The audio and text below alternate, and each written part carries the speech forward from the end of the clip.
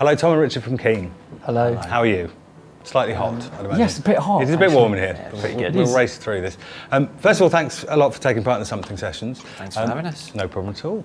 You did 2 covers. Tell us about the Springsteen one first. What was the thinking behind choosing that one?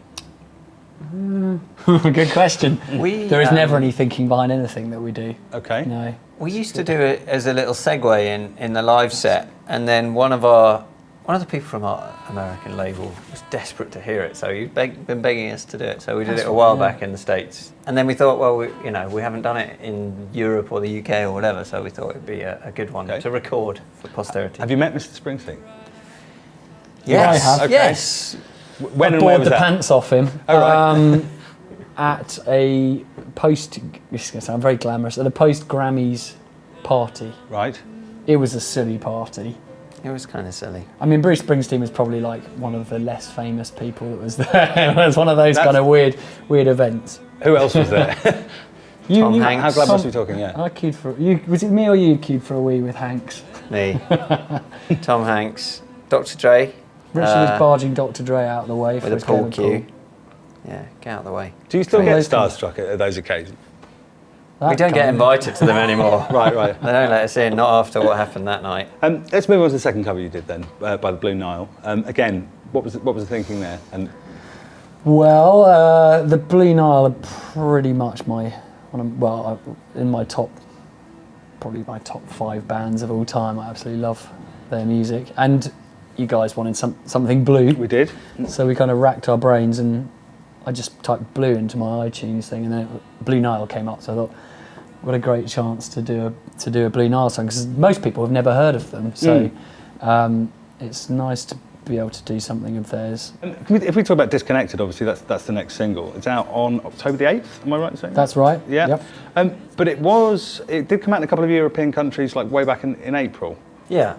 Why does that happen, just from a layman's point of view? What's the Nobody thinking? knows. Nobody knows why that happened. Well, No idea. I think it came out in Germany, didn't it? The German label just said, we really love that one, we'd like to go with that. And because we made a video for it, there's a great video for it and people should check it out. But we did that with a guy called Jay Berner, who's a Spanish film director, and he made this great kind of short horror film for it. So it was ready to go, and so but the German label just said, oh, we prefer that one first for the first single. So I'm glad you mentioned the video, because it is a great video, Yes. and I'm not going to let you get away just with that. He directed a horror film called The Orphanage, didn't he? That's right. Yes. Is that something? Had you seen that before? Yeah. Right. Yeah. We were big fans of The Orphanage. I think it came out in 2007 and won lots of awards. And yeah, Jay and Sergio Sanchez, who wrote The Orphanage, they both came to us. They'd come see us play, and we'd met them a few times. And it's one of those opportunities where quite frequently people say, "Oh, we'd love to work with you," but with those guys, we genuinely really were desperate to do something with them. And so we just sent them a few songs from the new record, and they came back immediately saying, "We want to do this video for Disconnected," and it was their idea. And it has a sort of spooky but sort of slightly comic sort of side to the song that we were really pleased they picked up on. So they did this sort of pastiche of a sort of 70s or 80s Italian horror movie and gave it a name and everything. We've got proper film posters made for it and stuff now. That's it's the best video we've ever made by miles. Now, I understand you're off to Asia next week on a Yes. tour. this week. This week? Yeah, I believe Thursday. so, yeah. Actually, no, we're on Monday now, aren't we? Yes, Yeah. okay, this week. And you're going to be playing some countries that you've not played before. Yeah. Where are they? Indonesia and the Philippines and Taiwan, I think, that we haven't played before. Okay. On this Because tour. do audiences, in your experience, do they differ significantly from place to place?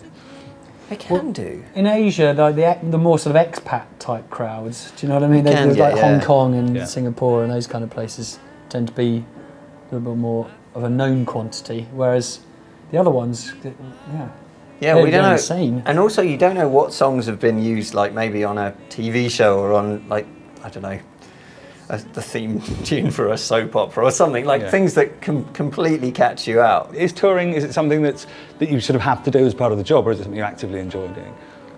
It's a difficult question because touring, going out and playing the songs to people is one of the most enjoyable things you can do because you see the connection you have with people. It would seem churlish to complain too much, wouldn't it? But Yes.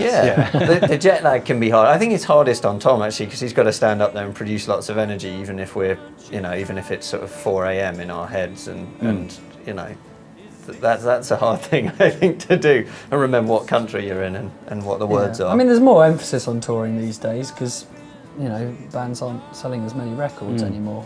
No one is. yeah, no, sure. So you have to kind of go out there and play live, but. It's part of the job. It's fine. I know it seems a bit early because we're only in September, but do you know where you're going to be for Christmas? Oh God, that's the first Christmas question of the year. Great. That It's marks just some kind of beginning to happen watershed. because I had 3 different sets of people ask me about Christmas. Did they? Over the weekend, yeah. Your family, your in-laws, and Yeah, basically. My wife, if you wanted to know where I was. Fair enough. Yeah. I'm going to be at home, I think. Yeah. Well, Yeah, I don't know. in this country, which would be nice. But I'm just going to have Christmas at home.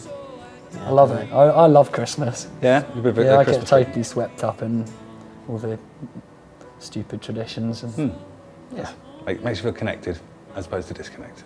So there you are. there we go. There's a soundbite and a There's a half. lame pun to end it on, isn't it? Well, Tom and Richard, thank you very much for your time. Thank you. Cheers. Cheers.